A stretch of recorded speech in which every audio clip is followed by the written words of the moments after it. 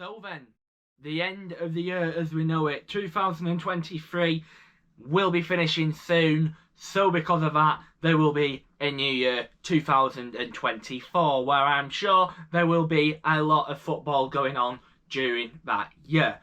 But this episode is going to be a little bit of a different one as well. Today, this is going to be about who I thought was the best fan of 2023 Old Trafford and who I think deserves the accolade to be the best fans I have seen in 2023. Because I've seen a lot of teams, by the way.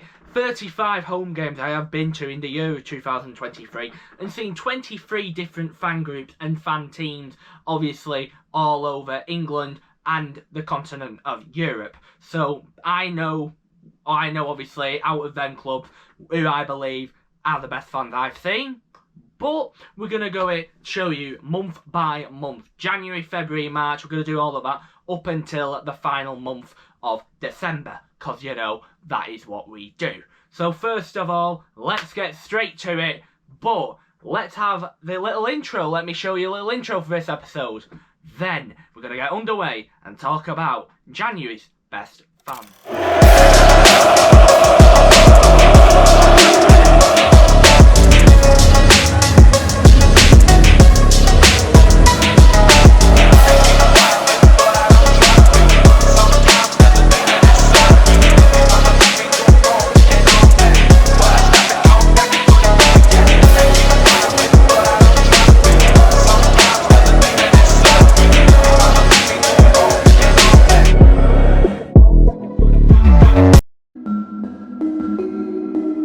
January was a month where, to be fair, there wasn't really much fan action going on around Europe. It was mostly in England, as I did see AFC Bournemouth, Everton in the FA Cup, Manchester City for the first time of many, and Reading both and all in the fourth round of the FA Cup.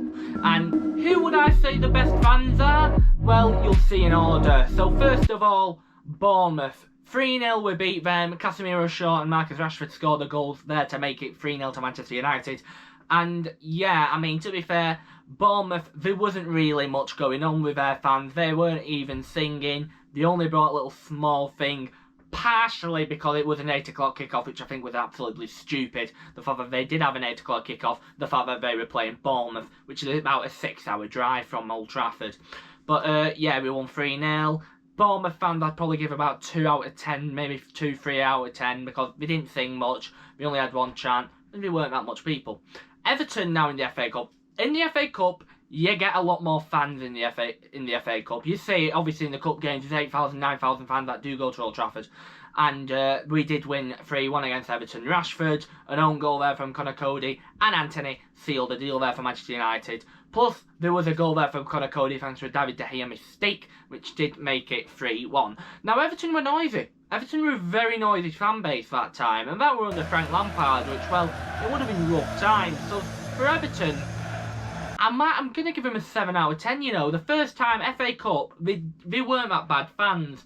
Now let's move to Manchester City, obviously. City, they're a very underrated away fan base, and that's me saying that. Manchester City have a very, very good away fan base. Home fan base maybe not so much, but away they certainly do indeed. And well, they stopped singing when we scored the second goal. They were all bigging themselves up like they do, and then when Rashford scored that goal, made it 2-1.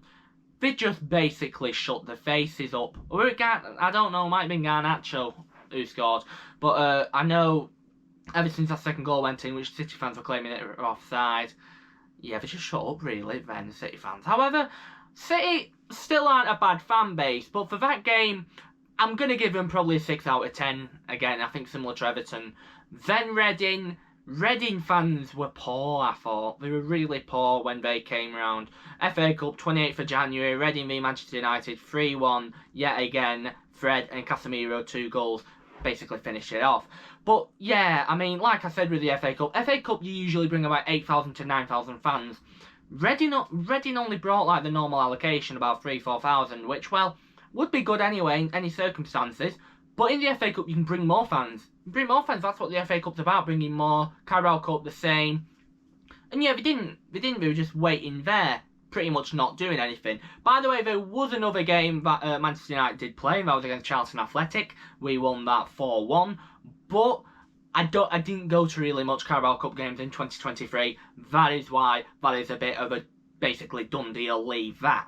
So yeah, Reading fans, for them, I'll probably give them about a 4 out of 10 when they came to Old Trafford. So that's January all sorted with Bournemouth, Everton, Manchester City and Reading. Let's see, however, what February can bring. It then was a month where we still saw good fans, Manchester United, and we were starting to get into the European ones because, well, we were actually a good team then. So we did see Notts Forest. I did see Notts Forest on the February. That was a 2-0 win there for, well, the United. Martial and Fred, I believe, were the 2 goal scorers of that game. Then we played Leeds United, which did end up as a 2-2 draw. And Leeds fans were alright. Leeds United fans were okay fans, that's what I will say. They were alright. They still made a noise. Obviously, they were cheering for Yorkshire because, well, they were going to do anyway. And it did help them how they scored the first 2 goals, thanks from Wilfred Gnonto in the first minute. And then Rafael Varane on goal made it 2-0, so that didn't help us. But then we thought about made it 2-2, and that's what we wanted. Leicester then. Leicester were the third team, and Leicester fans were a bit flat. They were a bit poor. I mean, it was 3-0, but they kept mocking themselves, saying, "We've got the ball, we've got the ball." And I know that's typical English banter and all that, but it's not really supporting the team. It's a bit of a Mickey take, that, and I don't particularly like that. But yeah, Rashford scored twice on that. Sancho scored the first. And then, wow, this is the first European atmosphere anyway, and I will show you this. Barcelona. Now, Barcelona are very good fans, and they are meant to be very good fans. We all expect that from Barcelona. But yeah, they were just very good fans that wanted to show a point, that wanted to show that, well, it is theirs. And what I will say is I think that atmosphere, as a Manchester United fan, that was probably the best atmosphere I've seen Old Trafford for a couple of years now. Not because Barcelona fans, because United were engaged, we wanted to win that game. So the atmosphere in that game, spot on. Barcelona fans, I'd probably give them about a 7 out of 10. They were good fans. Leicester, maybe about a 4. Leeds United, I'd give them a 6. Then Notts Forest, about maybe a 5-ish, I'm not too sure. But that's February done. Let's move on to the next month of March. March, again, a lot of games. 4 games United did play in the month of March. I tell you, in the 2022-23 season, Manchester United played a whole lot of games. But now let's first off with West Ham. Their fans were alright. I mean, they did bring a lot of fans, like always, when it's cup games. So they were very good fans. However, they did lose that game 3-1. But they were lively. They were obviously intense. They wanted to win. So I'd give them about a 6. Then the Spanish Revolution begins there at Old Trafford with Real Betis Balompié. And for my opinion, they're the best Spanish fans I've seen at Old Trafford. That is without a doubt. I think it ruined it at the end how the Betis Ultras obviously played out. They were throwing sticks, throwing batons, all riot police had to come down, which I don't think were right. But still, I think the actual fanaticness and the actual passion what Los Peticos actually have for their team is, I will credit them. You don't usually see that much in Spain, but Real Betis certainly have that. And that was when Velt Vigo scored that goal. That was one of his only goals he did score at Old Trafford. Then Southampton, boring 0-0 draw, to be fair. Boring 0-0 draw, basically similar to the crowd. The crowd I'd probably give about probably 4 out of 10 Southampton fans. Then Fulham. Fulham was good. Fulham fans started to believe up until the red card happened, and then that was when Mitrovic got sent off, Willian got sent off, and well, Marco Silva got sent off, and that practically ruined the morale, and that made Manchester United more lively into the game. And that's what made Manchester United also wanting to win the game in particular, because, well, you got the goals from Bruno Fernandes, Marcel Sabitzer, and, well, another goal there for Bruno Fernandes. He did score, ultimately, 2 goals. Sabitzer did score the 1 indeed. So, that is really it to talk about the month of March. That is what happened. Obviously, the international break comes towards when it is my birthday. So, yeah, nothing really to talk about March. But yeah, West Ham fans, they deserve a 6. Southampton, about a 4. Fulham about a 5. Real Betis, I'm giving them a good old 8 out of 10, mate. Los Beticos, you were brilliant. April, we did see 5 teams at Old Trafford this time. Well, 4 actually. One of them I'll tell you about a little bit later on this little segment. So first of all, let's talk about Brentford. Brentford there, we won 1-0 against Brentford, and Marcus Rashford scored that goal, made it 1-0. And Brentford fans were a bit flat. They were a bit flat that game, really. They sung Hey Jude, but that's really it. They were quite flat, Brentford. I expected them to be a little bit better than they were. But yeah, they were flat. Everton again. Everton were flat. They were another one that were flat. I mean, Everton were that bad. They were leaving the stadium. They left the stadium early. When it was 2-0 down about 75th minute, that Everton team were probably the worst team I've seen at Old Trafford. They were awful. And I mean very awful. They kept passing it back to each other, going backwards. They were doing what United do now. Keep passing the ball, not a team. They were rubbish, Everton, and I will say that for a fact. Then another European team, and sadly, the last one of the 2022-23 season, Sevilla. And yeah, I mean, what I did think about Sevilla is they did do a banner, which I thought was pretty impressive, Sevilla fans. You could see with a banner talking about the 7th one. It's Sevilla, we've got a dream, then had a number 7 banner. That's what I thought. Yeah, they had flares in that. They thought they were going to win it. At the end of the day, they did win it. They predicted what would happen in Budapest. Then, let's talk about Wembley then, and let's show you little videos about Wembley. Manchester United versus Brighton and Hove Albion. And well, if you would have said that 10 years ago, United and Brighton would be in a semi-final, they would be choking. But yeah, it were true. Brighton played Manchester United in an FA Cup semi-final, and well, it didn't half put you through the nerves. It did not put you through the nerves. And then at the end of the day, penalty, Solly Marsh-Smith, Victor Lindelof scored, won us the game, and well, get in there. That's what we wanted. Then at the end, Aston Villa. Villa weren't really that... They wasn't really that loud. They were a bit quiet. Villa fans, they were a bit mediocre then in April. They were a bit mediocre. We won the match 1-0 thanks to Emiliano Martinez's mistake. And yeah, pretty much that. It was just a bit middle, mediocre. That's all I'm going to say. So if I had to rank the fans, the 5, what would I say? Everton would probably get the worst. Everton would probably get about a 3. Because they left the stadium, they didn't commit, they weren't that great. Brentford then I would probably say next. They were a bit mediocre, like I said, 5 out of 10. Same with Villa, a bit mediocre. Brighton, they were mediocre at Wembley. I mean, they didn't sing. They only have one chant, for my opinion, Brighton. Albion. But, I mean, they are a good set of fans, Brighton. But at Wembley, that was the only chant they saw. I thought we would have expected a little bit more. Then Sevilla, I'm going to give them a 6. I mean, the Tifo was impressive, but I was just a bit disappointed on how much went. There's only about 700 up to 1,000 there. Betis, their rivals, brought 6,000 to Old Trafford. Sevilla only brought 1,000. So what does that tell you? That tells you about Real Betis Balompié, the club that isn't really supported, well, it isn't as famous as well as Sevilla are. Don't have a passionate fan base as Real Betis, and that is why I will praise Betis fans comparing to the Sevilla fans. But yeah, that's April sorted. April sorted just like that. Let's move to May, and this season was almost ending very quickly now. Then in May and June, I'm actually going to mash up a bit comparing to the 2 months. So we've had obviously January, February, March and April.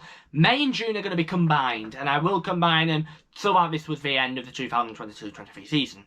So Chelsea then, they were similar to Everton. They were really, they were quite bad at Old Trafford, and I could see why. I mean, they were 4-0 down.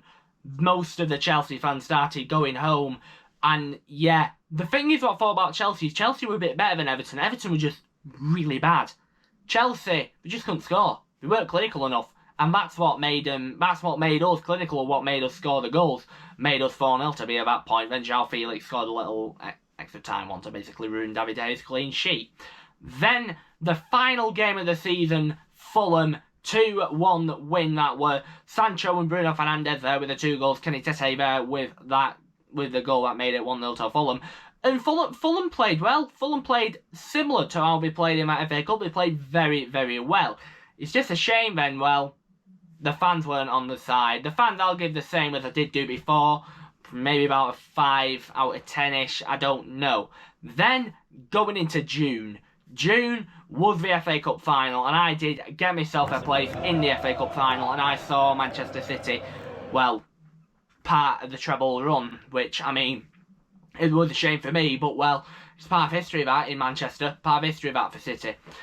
But, yeah, I mean, the game was good. City fans brought some noise. They brought some noise. Like I said, City fans, they aren't that bad of a fan base as people think they are. They are quite alright as a fan base.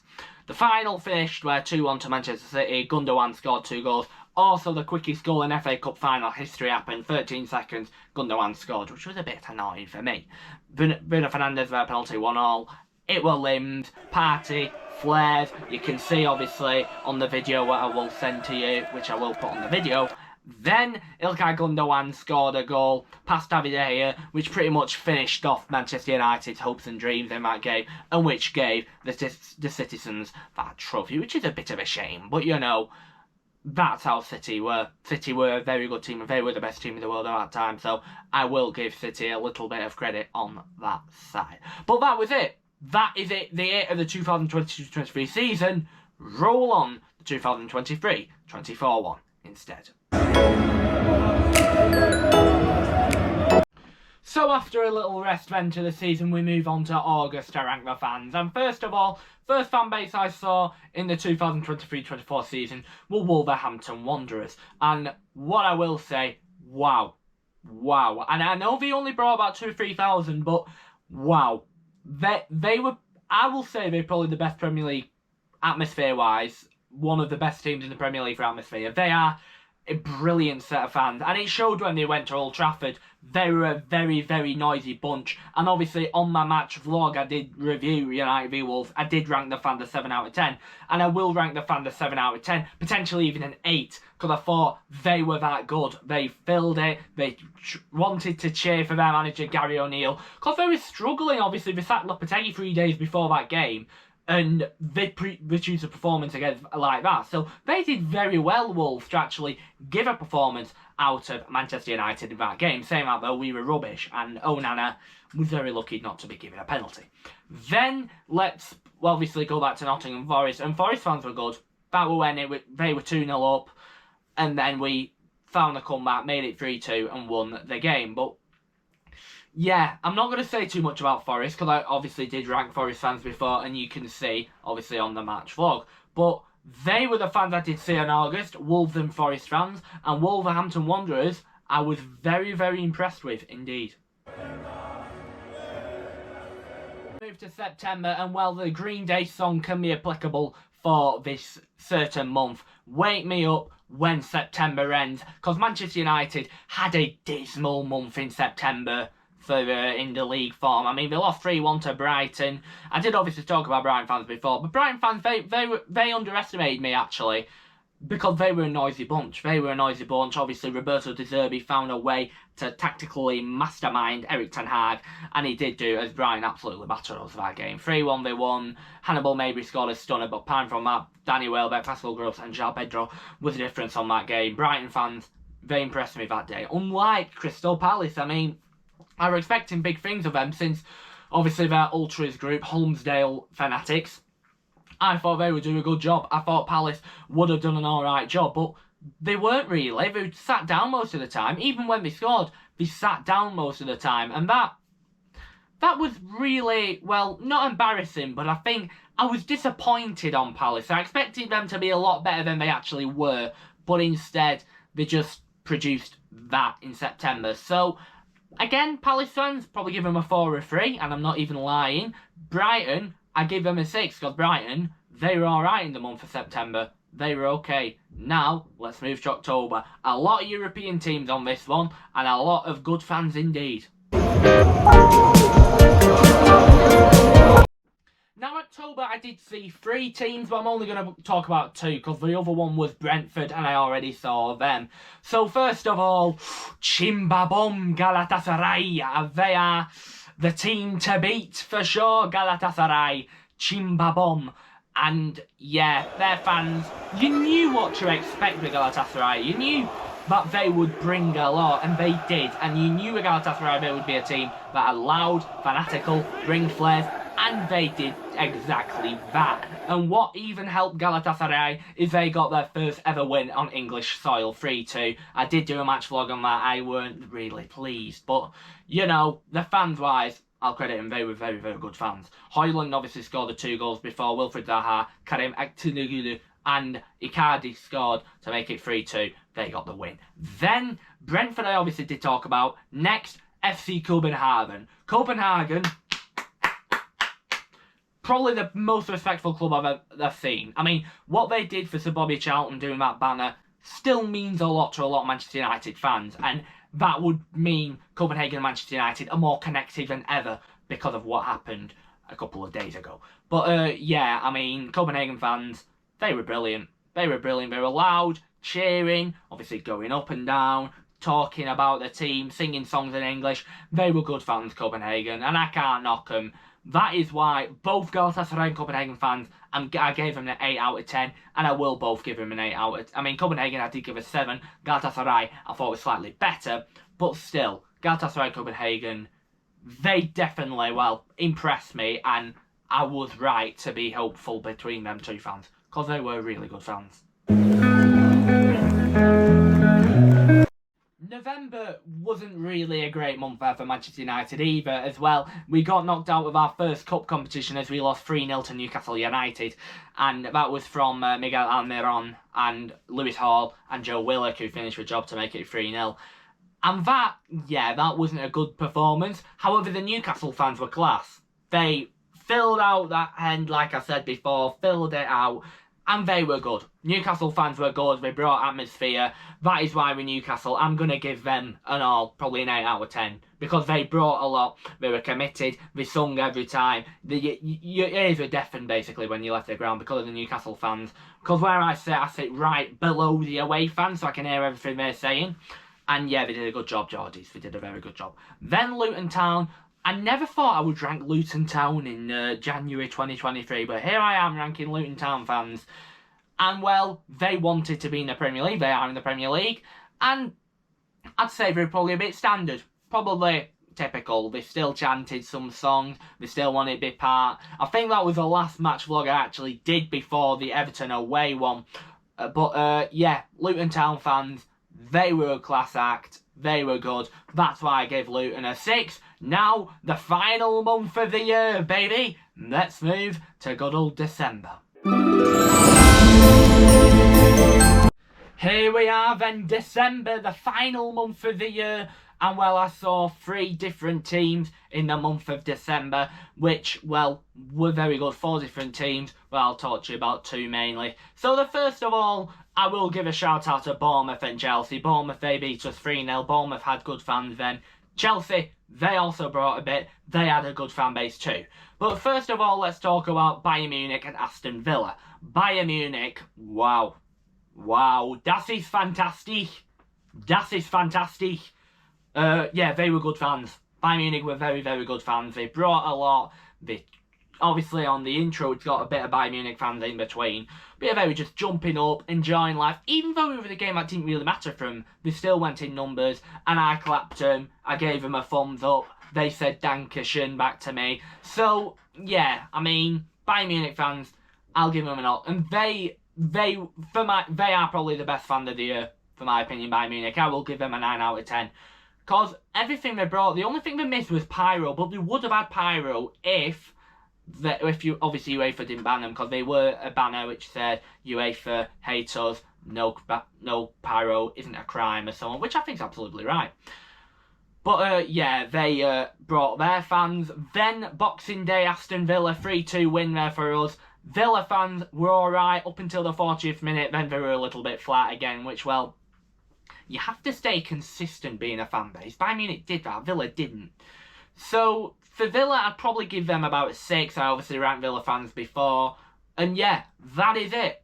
that is all of the fans I've obviously covered through the month of 2023, and the 3 best fans I've seen, without a doubt, Bayern Munich, Galatasaray and FC Copenhagen. Real Betis is a certain 4th, they are on the list, joined with Wolverhampton Wanderers. They are the best English fans I've seen of 2023. 2024 obviously brings great opportunities there for Writer Rambo and for the football clubs that will be coming to Old Trafford, seeing what will be happening in the near future. And just like that then, I will get going. Hope you lot had a good 2023. Let's have a good 2024 together with this community, as I will get going. See you soon. Stay safe. Talking to you then in a while. See ya, and have a Happy New Year.